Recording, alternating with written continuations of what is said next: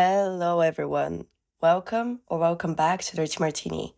I hope you're doing well and I hope you're having an amazing day.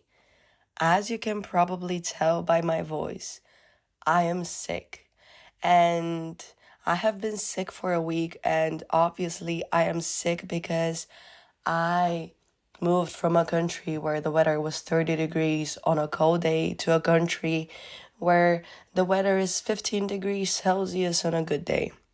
And I think it's just like the shock of the temperature drop really affected my body. And now that's the result. So I very much would like to apologize in advance for what this episode is going to sound like. I know that listening to a podcast is a very sensorial experience when it comes to hearing, and I apologize if my voice is annoying. This is the best my voice has sounded like in a week, and I just really want and need to podcast. And I, throughout the week, wanted to record more and more and more because I had so much to say to you guys. But then I just would simply not be able to go 10 seconds without coughing. And also, yesterday was the peak of me not having a voice, and my voice was very, very raspy to the point where, because like when you hear your voice, it doesn't sound the same way it does when you actually hear it during a recording, which is why I always have like a jump scare when I'm editing this podcast. And also, I'm going to have such a difficult time editing this because I literally cannot go half a minute without coughing my lungs out. But so yesterday, everybody was telling me how raspy my voice was.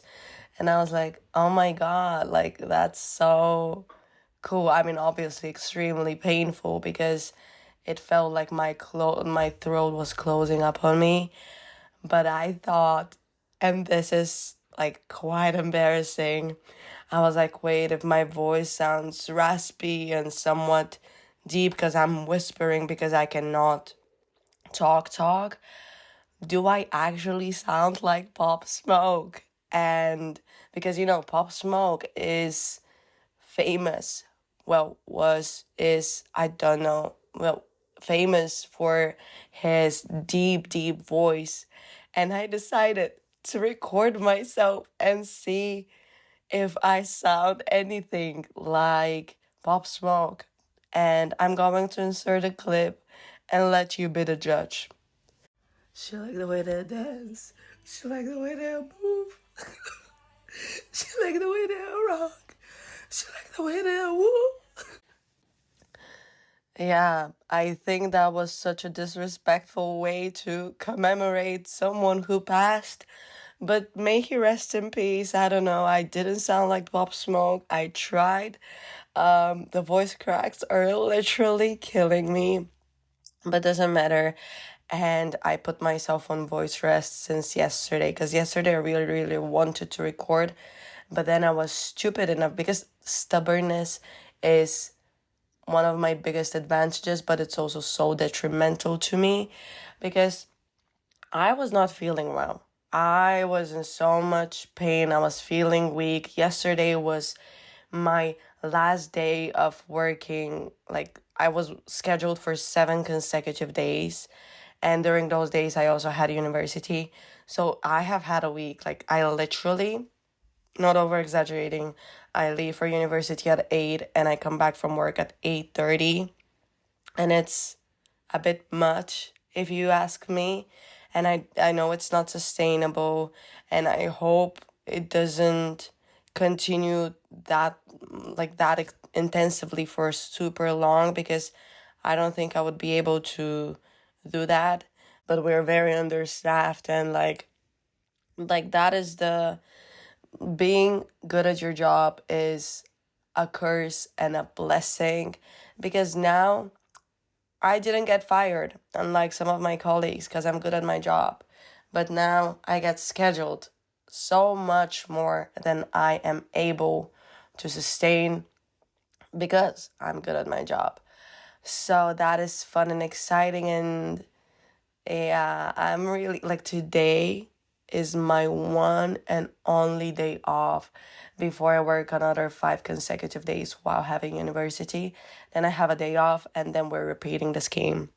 So I'm really not looking forward to it. Like I told you, I'm not looking forward to coming back to the Netherlands because my life here is way more demanding, and it's way much more stress and overwhelmingness, because I need to spread myself so thinly. It is like at least my waist is non-existent because I just don't have the time to eat. Guys, this is going to be a very short episode because I don't know how much my voice can go. Um, but still, I know you're probably thinking, oh, why don't you just rest? Why don't you just skip a pose day? Do you actually know who I am? When have I ever skipped a pose day? If I ever skip a pose day, just know that things are really, really not good. And also, I just, I'm not doing this to torture myself and just say, oh, even when I'm sick, I record. No, guys, I really, really need to talk to you and just vent here because this is my safe space. And I landed in the Netherlands, and the day of my travel, I gave myself as a day off of work. And after that, I started the 7 consecutive days. And that 1 week that I've been here has felt like a month. And despite me, being social and talking to people and catching up with people I haven't seen in almost 3 months, I just need to talk to my babies who I talk to every single week because you guys are my favorites. And well, yeah, I said what I said. Whoever wants to be offended, be offended. Just nothing beats a jet to holiday. But also nothing beats a yapping session on here. But what I wanted to say about my stubbornness is yesterday, I really was not feeling well. I was in the peak of me not having a voice. My throat, it felt like someone, like an animal, just sunk its claws into it and then just dragged it down. It was terrible. Uh, I had also just because it's really like not going to be great. Like it's foreshadowing of what's to come when you wake up and you just cannot swallow pain free. That is when you know you're doomed, and that's also like it progressed into a cold. And I honestly regret taking my unblocked sinuses for granted, and I hate it. I hate it. I drank so much tea. My body, so homeostasis is like your, 70 something percent water. Well, I'm now 90% tea. And you might consider me British at this point. And like if I go to Boston, they're going to throw me in the harbor. And the thing is, I've been eating a lot of honey and stuff. And I just yesterday was really, yeah, I woke up in the middle of the night with this unbearable chest pain. Like I thought I was having a heart attack and I just couldn't breathe. I felt also like a stone because I was freezing cold, and I literally just woke up to at 5 a.m. to go take a boiling hot shower, which I know is not great for me and my skin, but guys, it was the only thing that made me feel like my blood was actually flowing. And obviously my heater is not working because it doesn't work during winter. Why would it work now when it's still subjectively warm? But even during winter when it's minus whatever degrees, it just simply doesn't work because my landlords don't care, and I'm really not excited for this because it's coming super soon. So yeah, and after that I put on so many layers of clothing before I went under my duvet, and I just hate sleeping with so many clothes on.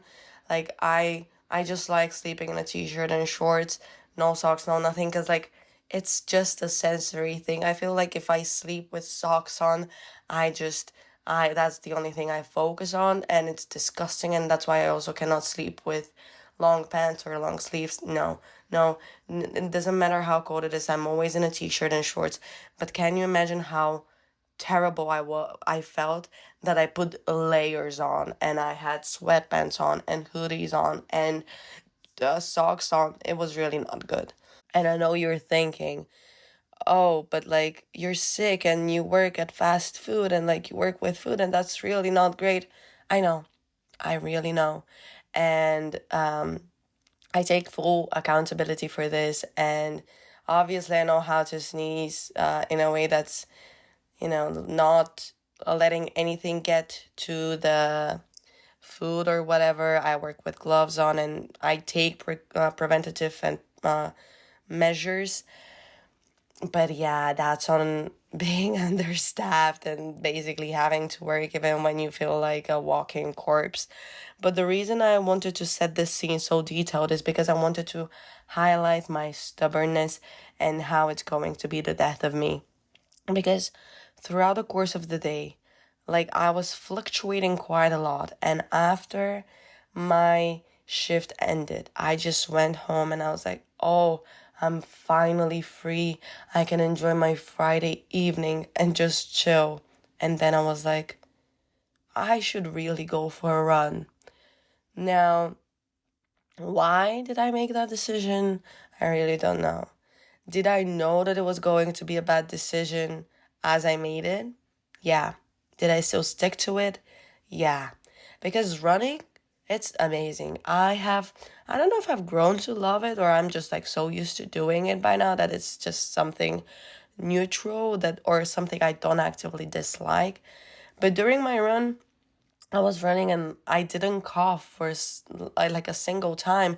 And I was like, oh my God, this is the first time I've gone 40 minutes without coughing in so long. Like, that's great. Maybe I'm actually improving. Let's speed up. Let's do this. Let's do that. Oh, and that ended up being such a stupid mistake because the second I stopped running, I was coughing my lungs out and I could not breathe. And that was just not the vibe.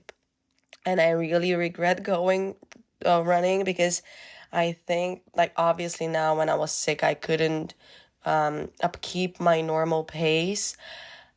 But, like, guys, even when running slower now because I was sick, it put so much pressure on me that when I went home and I was like, oh, let's blow my nose started bleeding. And I was on the phone with my mom, and she was already so worried about me because of the way I sounded that I did not want to tell her that I am holding a tissue full of my blood. So I probably should have given a trigger warning. Well, trigger warning. But yeah, it stopped after a few minutes, but that's when I actually got scared. And it's so sad that it has to come to such extremes that I actually take into consideration my health and what I need instead of what I want.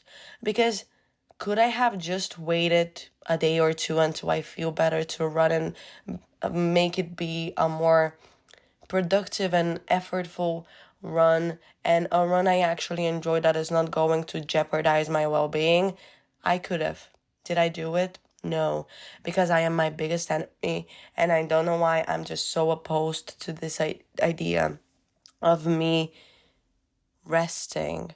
Because earlier in the week, one of my lectures was canceled because obviously the first week, like, they're just like, I'm not even going to come, and they rescheduled some of my lectures and I'm scheduled to work then, and I'm just quite pissed off because also they reschedule my lectures last minute when I'm already on campus and it takes me an hour to get to campus. Because why would they communicate? Like, this is something I really, really don't like about university. I don't know if it's just my university and my experience with the university in the UK, but their communication sucks ass. And I want to tell you more about the lack of communication I experienced during my exchange, which was one of the most traumatizing experience I have ever had in my entire life up to date, or maybe ever in life, period. But it's such a long story and I don't think I can do it today. So let's just stick to a general overview of what's going on. So they canceled one of my lectures, and I could just go home after that because I had just finished work and before going on campus.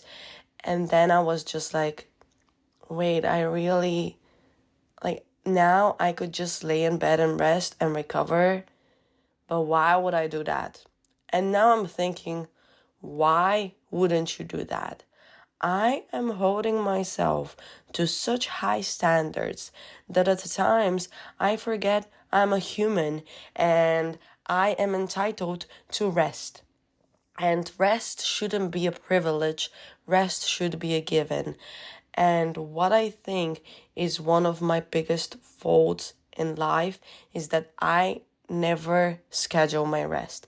And if you don't take the effort, if you don't make the effort to schedule your rest, your body is going to schedule it for you by making you sick and basically forcing you to lay in bed, or life is going to not schedule you rest but stress.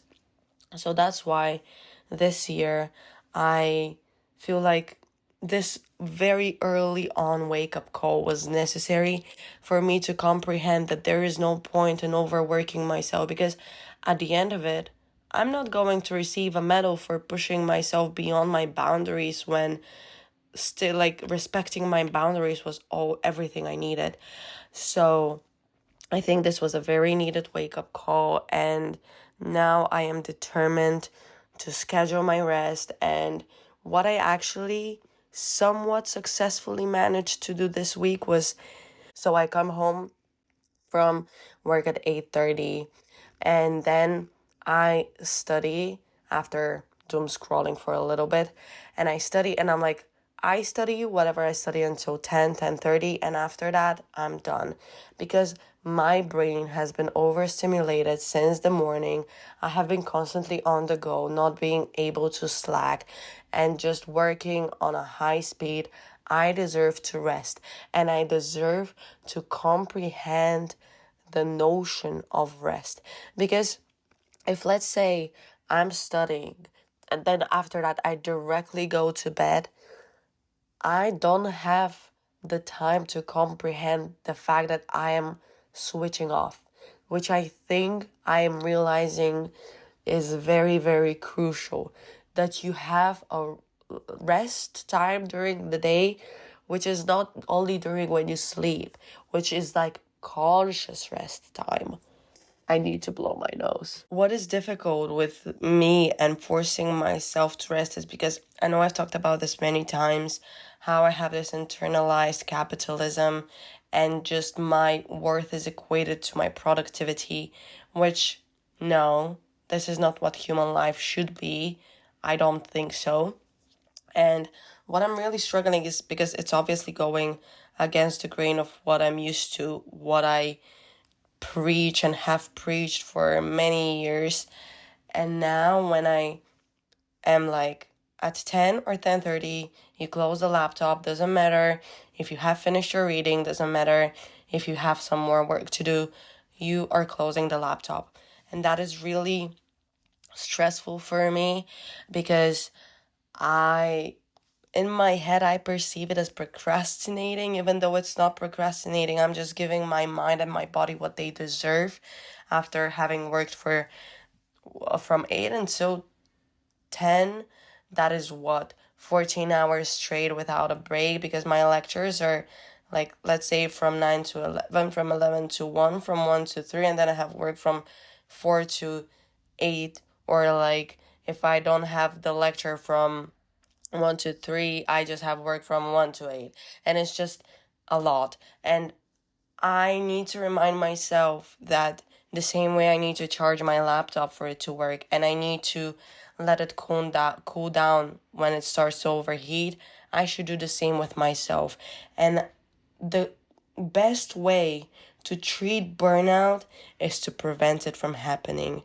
And this is something I really want to put conscious effort into doing, because like I have told you before, I was really not looking forward to coming back to the Netherlands, namely because of the stress that I'm experiencing. And obviously, if I hate my life here, and let's assume this is my last year here, at least as a student, if everything goes well and according to plan. If I hate my life here and it's stressful and it's something I don't enjoy, but it's something that I do out of inertia or out of obligation, it's going to be so much easier to leave. But I don't want to spend an year living in hatred. I want to actually enjoy what might potentially be my last year. I want to be social. I want to rest. I want to take advantages of the things I have access to here. Because what is the point of overworking myself to the point that I can barely exist? And what is the point of making more money, picking up an extra shift, if the money you earn during that shift you're going to spend on medicine? That just really doesn't make sense.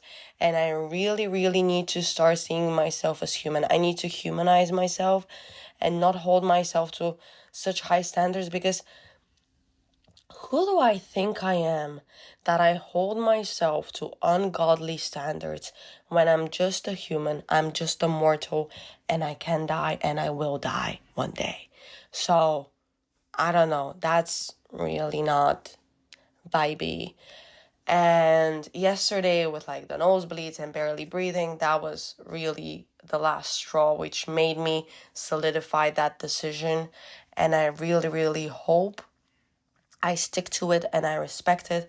I realize that once the academic year progresses and I start writing my thesis and I do this and I do that, I'm going to be more and more overwhelmed. But it's my responsibility to attain a toolkit which will help me navigate this. And also, I recognize that it's not going to be a set in stone thing. And some days I will not be able to close my laptop at 10 because I have a deadline to meet. And that is okay. Just, I don't want to set standards in stone. I don't want to create such borders that are so limiting. I want my borders, when it comes to myself, to be a guiding line. And throughout this whole journey, I want to be the one holding my hand. I don't want to be the one who's constantly chasing and feeling like she's always running behind. It's okay. Sure, you may have a deadline for the assignment, but in life you don't have a deadline until you reach the deadline. So don't, Magdalena, please, don't, for the love of God, don't think so highly of yourself to the point where you forget you're a human, to the point where you forget that you're entitled to rest, sleep, good food, social life, just time off.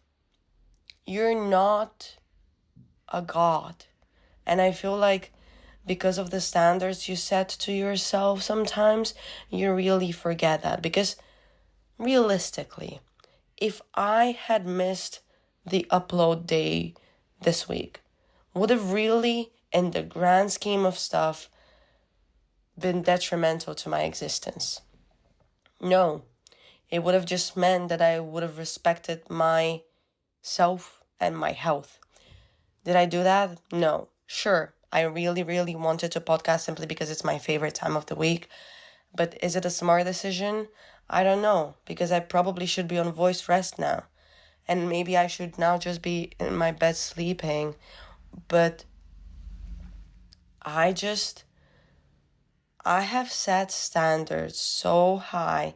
And the problem is that I give these standards the power to determine my value as a human, my value as a woman, and I also like the way I achieve those, like, meet or don't meet the standards I have set to myself is unfortunately sometimes decisive of whether I see myself as worthy to live or not, which is really, really not healthy.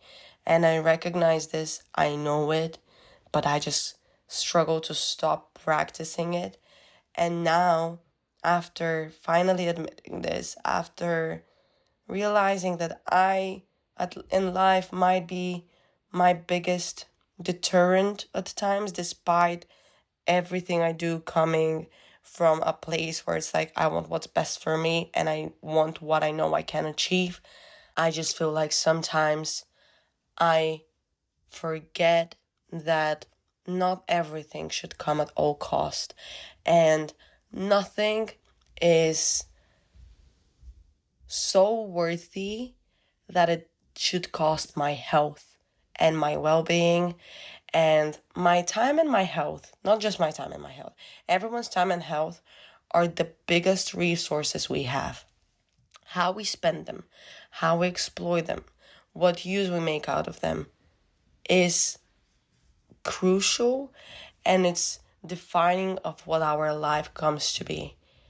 And if I want my life to be something more than existence, I should allow myself to live rather than just hustle, hustle, hustle, and just push despite not wanting to. Because this push despite not wanting to, I think just stems from this overachieving mentality that I have had since I was a child, because I've, and not to brag, but like I've always been top of my class. And during practice, when I was a trampoline gymnast, they were like, well, you don't want to be here, but like consistency creates greatness or something like this.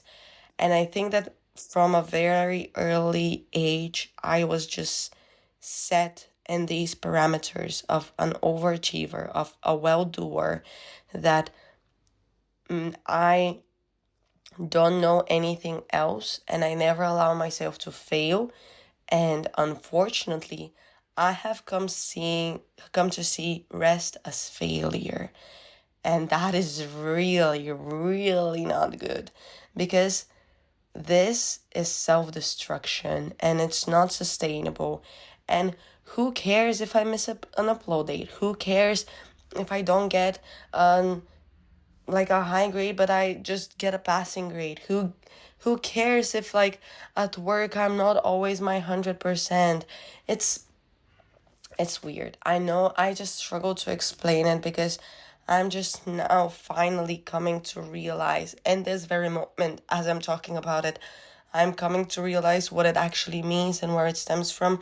And I have so many thoughts in my head that I'm struggling to organize them now. But once I figure out what this all means, where it comes from, and how to cope with it and how to recover from it, trust me, I will let you know. But what else has been going on?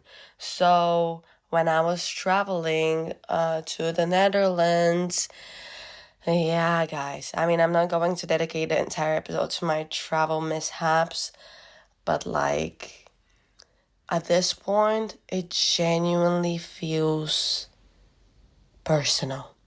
Because so I went to Sofia the day before my flight to sleep there, because my flight was, I had to be at the airport at 5:30 a.m. So I could have taken an overnight bus, but it would have been more stressful. And I also went to Sofia because one of my best friends who lives in the US, he came to Bulgaria for the first time in 3 years, and he came to Bulgaria the day before I left. So he decided to stay in Sofia, and I decided to stay in Sofia so that we can see each other. Because, you know, we FaceTime a lot, but it's a completely different experience to see the person in the flesh. And when I saw him, I was like, it's so weird to actually see you. And because, you know, we're FaceTiming, it's so weird to see you below shoulders. Like, you have a body. That's crazy. This is something I also experience with like YouTubers or people whose content I consume on social media. It's so weird to me to see them. Well, I mean, I've never seen them in person, but like to see a full body shot of them. It's crazy that those people have legs and are not just shoulders, a neck, and a head. Bless you. Thank you. Um, so I met up with him and we went for dinner. And after that, I was just walking to my sister's place where I was sleeping. And I really don't like Sofia. I mean, like, Sofia is very pretty, but to me personally, it's very overpopulated. And it's so extremely, it's just way too overpolluted. Like, the air pollution there is crazy. Maybe it's because I just come from a mountainous town, which is a small town with barely anyone ever being out, and the air is very clean because I live in the mountains. I don't live in the town. So I'm just used to that. So you can feel it when you go to Sofia and the traffic is terrible and it's just I am not cut out for Sofia.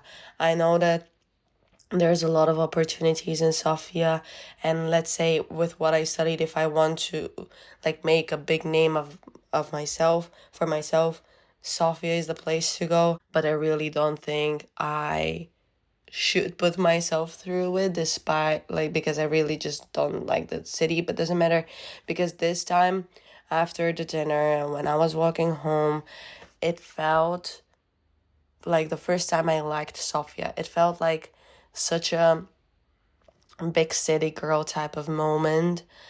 And obviously, I mean, it's the capital, so it's a big city. It's like the biggest city in Bulgaria.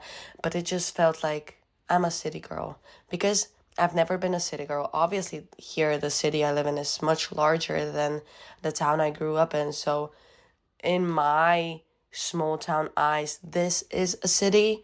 But in the grand scheme of stuff, this is not a city. And I just I started thinking about, like, I just felt so free because it was still summer, it was still so warm. I was wearing a very flowy um skirt, and like the wind was flowing it all over the place, and I just felt so like taken out of a movie. And then I was listening Close to You by Gracie Abrams. I was using public transport and I was navigating everything by myself as well. And it felt like such a coming of age moment, despite it literally being just a few hours and then I left. But I really, really enjoyed it. And that's when I really solidified this decision I have thought about earlier in my life, said the 23-year-old, that I imagine myself spending part of my youth in big cities. I want to live in big cities, like, well, maybe not like New York type of big, but like a big city. Despite, their disadvantages, they also have many advantages, because I just think I want to expose myself to that experience and that culture if I'm privileged enough to get the chance to. And I think I want to be in the hustle and bustle of it all, no matter how annoyed I am by crowds. I just want to experience that in my youth while I'm still willing to put up with stuff that don't serve me. And I don't mean, like, what I mean is, like, for example, now I live in a house that's falling apart and like without heating, and the pigeons shat all over my balcony. Like 3 months worth of shit is on my balcony. And because I've been coming home at 8:30 when it's already dark, which is just a crazy thing to say, because I'm not ready to let summer go, because it was such a nice summer, because I really enjoyed my time in Bulgaria, which is something I didn't expect, because I went in there with low to maybe even negative expectation, and it was very, very welcome. And I honestly cried when I had to leave, because I just, well, obviously, like, the seasons in Bulgaria also change and it's not going to be summer forever. But I just had a really, really nice summer. And sure, I worked for the entirety of it, but because I only had to work and not work and study, it felt like such a nice life work balance. And I had my weekends to myself, I had my evenings to myself, and that was beautiful. And now I come back and I just go on my balcony and I see 3 months worth of shit all over my stuff. If you want me to, I will post the picture. Just tell me, because it is disgusting. And I've cleaned half of it, and now today, during my day off, I'm going to clean the rest of it. It's just like when I come home at 8:30 and it's dark, I just cannot start cleaning shit. And yeah, my balcony is just, it's a shitty situation, guys. I really, now I need to go and find something to scare, like a scarecrow or something like this, to get those pigeons out of there, because I hate them. I know that they're also looking for shelter now when the weather is changing and it's starting to rain. They're also looking for somewhere dry and comforting. And I know I can provide comfort, but like, at least pay rent. At least pay rent because of you, I cannot use my balcony, and I cannot hang my laundry there because you're going to shit all over it. And I'm paying for the balcony and I cannot use it. So fuck you. What was I saying? Oh yeah, big cities. So I see myself spending part of my youth. So see, like, this is what I mean. I can still put up with this because I'm still young and just, I don't know. And I imagine that as I grow older, if I'm privileged enough to grow older, I would not be looking for the hustle and bustle and the busyness and the flashiness of it all, but I will be looking for comfort, for rest, for silence, for peace. And that's why I imagine spending part of my youth in big cities, and then again, if I'm privileged enough to grow older, to just go to the countryside. And not only if I'm privileged enough to grow older, but if I'm privileged enough to be able to afford that lifestyle. Because now, like we all know, I cannot afford to not live with 5 people. And that's just, I really miss my house in Bulgaria.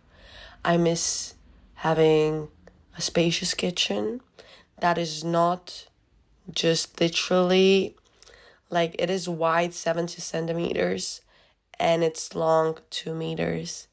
And I miss having a bathroom where the shower has water pressure. I miss having window panes that don't let the air in. And I miss my home, man. I really, like, I don't know if it's because I'm just so comfortable with my house back home, or if it's just because it's a comfortable house, which I'm super thankful for. And I know it's such a privilege, but now here I just, like, I like, when I came back, I was like, oh my God, those last few months really spoiled me, and I just cannot be here right now. And it's not great because this is anything, like, all I can afford. And I just, out of curiosity, started looking for studios. And in my godforsaken city, which nobody knows besides Dutch people, a single studio, which is, and by studio, like, I will tell you what my friend pays. So they have like a single room with kitchenette type of situation, and a bed and a dining table, and they share the toilet and the bathroom with an entire house, and that is more than €1,000 a month, without like gas, electricity, water, and any other costs of living. And it's just crazy. Like, the housing market is so fucked up that, like, I just cannot even think about moving out of where I live right now, because now I can afford to live here. But I can afford to live here simply because I don't have those, luxuries of not having storms in my room despite the window being closed, and not having rats, and having water who am I to demand a working heater? I will never forget when last year they told us we can only use our heaters for 1 hour a day, and that we should strive to get the temperature inside be like the same as the temperature outside, which was very, very cold, so that we can get the mice out. And I'm like, no, maybe you should fix the house because it has holes all over it and the roof is leaking and there's holes in the walls. So that's how mice get in. It's not because it's so warm and it's not because it's dirty, because we clean everything and we keep everything in boxes. Fuck you. One day, the home I'm going to have one day, it's going to be beautiful and spacious and pest free. But my traveling, guys, so the day of my travel, so it was my first time actually flying to Amsterdam. I had never before flown to Schiphol. I've only flown to Eindhoven because it's much, much cheaper. But booking with KLM, which is partners with Air France, who are partners with Bulgaria Air, was way cheaper than flying Ryanair and Wizz Air, which is crazy because Ryanair and Wizz Air are the low budget airlines, and a single trip was almost 300 euros. And that was just unjustifiable because I understand how traveling, especially with pollution and politics and whatever, is becoming more expensive. I can understand it. I can understand the justification, but that is ridiculous because I'll never again forget, and I know I've mentioned this multiple times, when I was looking to go home for Christmas, it was cheaper for me to go and spend Christmas with my friend in Florida. And that's just crazy because Bulgaria is a 3 hour flight away, and Florida is across the ocean. That's just crazy, crazy. So the way I did is like I actually booked a trip from Sofia to Brussels, but it had a layover in Amsterdam, which was very convenient for me. And I just, from Amsterdam, I just caught the train to where I live. And my God, during my flight, there was this crying child, which, like, guys, the contraceptive advertisements nowadays are becoming just way too good because obviously it's a child, like they were a toddler, and so it was the mom with her two children, like a boy who was older, well, he was older than his sister who was a toddler, but he was still like probably 7 years old. I don't know, I can never tell children's age. Like if you're younger than me, I cannot tell your age. You're either 3 or 19 for all I know. Like I cannot make the difference. But let's just assume he was 7, and let's just say she was 2 or 3. And she was crying a lot, like a lot. And she was right in front of me, and she was shaking the entire seat because of her crying. And obviously, I feel bad for her, but also, it's 7 in the morning. Just shut up. But you know what pissed me off? Because, like, obviously, I was pissed at this because I couldn't sleep, and it's just not something you enjoy when there's a crying baby in front of you. And the mom was really trying to accommodate her and make her stop crying, but also the brother was irritating her and picking on her, so that was not helping. Just, again, contraceptive ads becoming more and more real every single day. But what made me want to throw hands was when this man, who was sitting in front of the baby, well, toddler, just turned around and started shushing the baby. And I was like, obviously I was annoyed at the baby, but who the fuck, I had a voice crack, who the fuck do you think you are that you are shushing someone else's baby? Like, fuck you.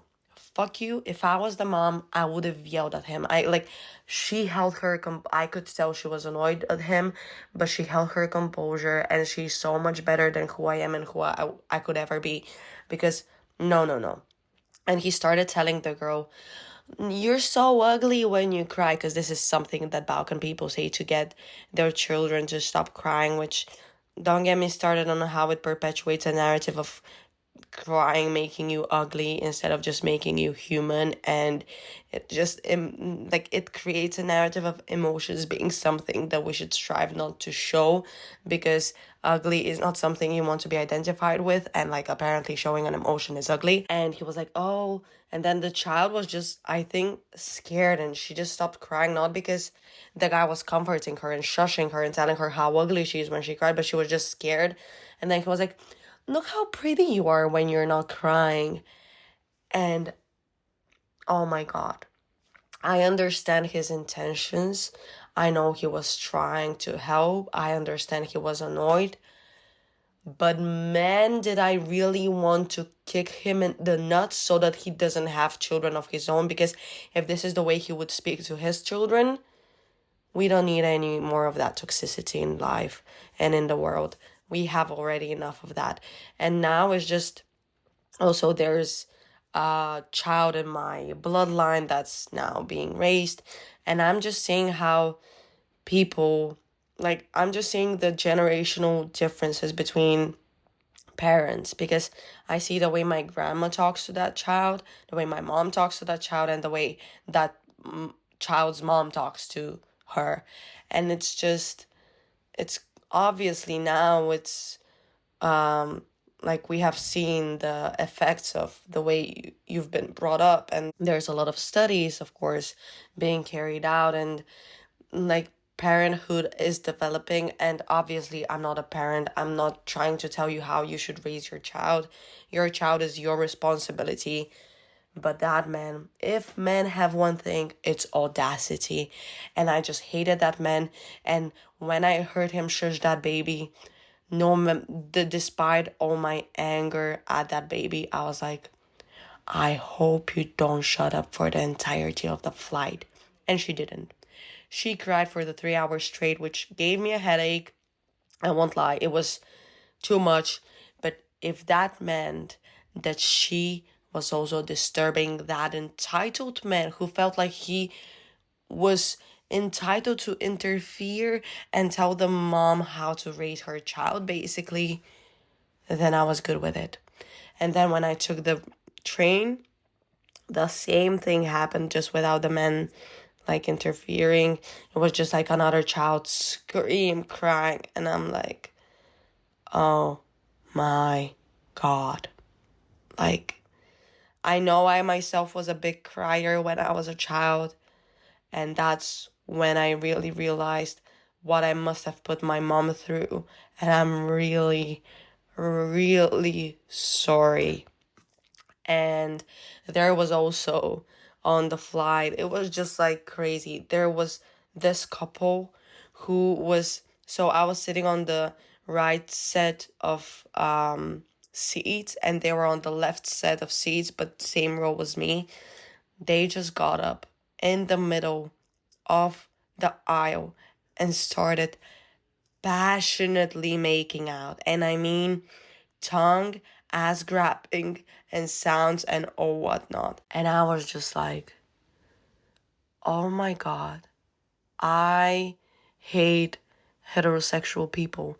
Because like, we all know that if this was a queer couple doing this, they wouldn't have been accommodated, and they would have been like brought apart immediately, and it would have been told to them that that's unacceptable. But because it was a man and a woman, a white man and a white woman, they were let to do whatever the fuck they wanted to do. And I'm so happy it didn't reach the point of penetration, because it was getting there. And just get a room. If you want to join the Mile High Club, just go and do it. But don't also, there were children there. I'm sorry, I'm just like, I'm a bit conservative when it comes to PDA.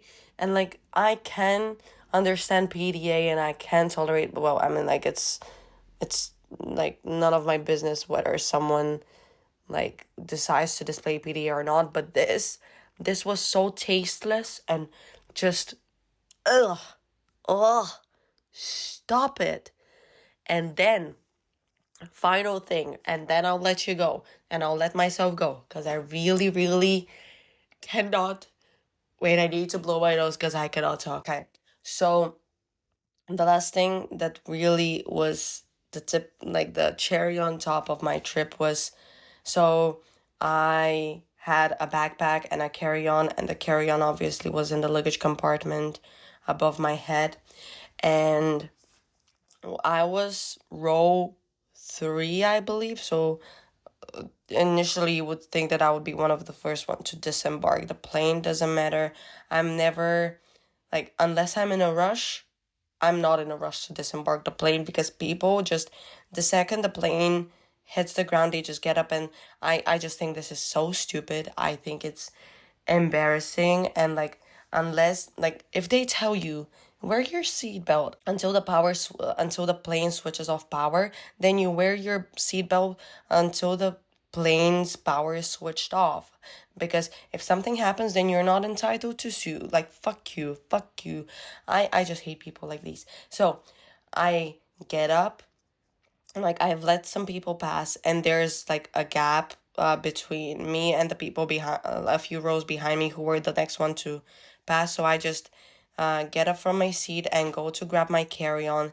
And this grandma, oh my god, oh my god, I was going to throw hands.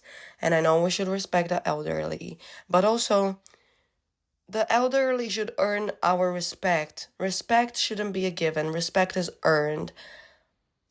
So I'm in the middle of the aisle taking my carry-on out. And because, well, I know your carry-on is not supposed to be more than 10 kilos. Mine obviously always is, because I never check luggage in. I always travel just with a carry-on. And it was heavy. So it would have taken me literally no longer than 7 seconds to just pull it from the luggage compartment and put it on the floor, on the aisle, so that I can leave. And the aisle, if you've never been on a plane, the aisle is normally very, very narrow. This one was no more than 50 centimeters. If 50, I'm being generous. It was a very narrow aisle. And obviously, I have my backpack on, like, my back. I am in the middle of the aisle. I'm taking out my luggage from the compartment. And as I'm doing that, this grandma just shoved me, pushed me, and kept on pushing until she knocked me out of the way. And I was like, oh my god. I just turned to her and I tell her, you could have literally waited 10 seconds and you could have passed without you having to do this. And she just looked at me as if I had shot her puppy or eaten her breakfast. Like, old people's, and I know this is probably going to come off like as ageist or disrespectful. Right now, I really don't give a shit. Old people's entitlement to doing stuff like this simply because they think that just because they're old, they should be given the right of way, or that they should be bowed down to, infuriates me. Because is it like the older you get, the less respectful you become towards the people around you and your surroundings? Like, why are you so shocked I called you out on this? It's just the audacity of that grandma. I'm sorry, but like, 10 seconds is really not going to make that big of a difference, because we had to be driven by a bus from the plane to the terminal. The bus hadn't even arrived. So it, like, you could have waited. You could have waited, and not just for a grandma. She was quite lively with her pushing and her running through me. So fuck her. I hope she didn't have a nice day. I'm sorry. I'm not sorry. But yeah, that, guys, was basically what my traveling looked like. After that, I obviously took the train, and it took forever. And I'm just, I mean, I don't know if I'm excited to be back, but I'm back. And Dirty Martini is back to where it first started, which means that get ready for 2 a.m. sessions, even though now it's Saturday and it's early in the morning. And I guess that's what, like, now I didn't have to record at 2 a.m. and this is what it pays off for, like, your housemates actually being healthy and going out on a Friday night and just sleeping in, I get the chance to have a quiet house, which is why I usually record at 2 a.m. When everyone's asleep. And we're so back. We're so back with the geese under my window. We're so back with the pigeons. And we're so back with me walking 20 kilometers per day because they stopped my travel student allowance and I don't have a bike because, yes, I have lived in the Netherlands for 4 years and I've never had a bike. And now it's like, it's my brand. Why would I get a bike now? Oh man, I really wanted to talk about Man's Best Friend by Sabrina Carpenter because I have some thoughts about it. But I guess we'll leave that until the next episode when I hopefully have a voice. But until then, I'll go drink another tea. I'll go swallow another spoonful of honey and just lay in bed. So I hope you guys are doing better than I am. And I want to thank you so much for listening to this episode. I'm so surprised we actually got to almost an hour because I really thought it was going to be a 20-minute catch-up session. But yeah, from now on, when I stop this recording, I'm going on voice rest, and that's on that. And today, during my 1 day off, I need to clean shit. I need to finish my readings because yesterday I was just so done I could not do anything, and I just want to exist and not talk to anyone and not see anyone because I've been so overwhelmed. I just need my me time, I need my alone time, and I just need to be the only person I interact with today. But with that being said, I want to thank you all so much for listening to this episode. I hope you enjoyed it, and I hope to see you in the next one. But until then, stay hydrated, wear sunscreen, and don't support genocide. Bye.